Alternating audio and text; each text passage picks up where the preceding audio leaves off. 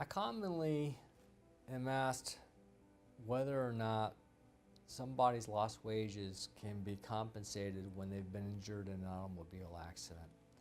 And it's a good question because most people, unfortunately, can't go 1 or 2 weeks without a paycheck. And the challenge, of course, when there's an injury claim and the injury has prevented our client from working is how are they going to be able to pay their bills while they wait for their personal injury claim to develop? Well, there's an answer.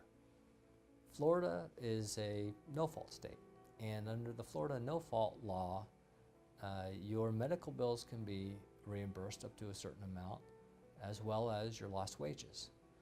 So that's important to know, and if a client is in a vulnerable situation where missing a week or two of a paycheck can have dire consequences for them, it's really the responsibility of the lawyer in that instance to advise the client that they have a right to reserve money on their no-fault coverage to pay for lost wages.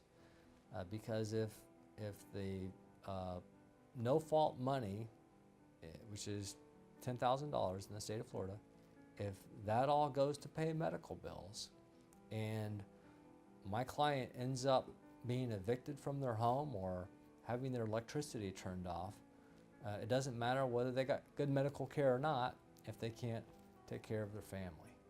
And that's why I want to tell those clients, reserve money out of your total no-fault amount towards lost wages. You can do that.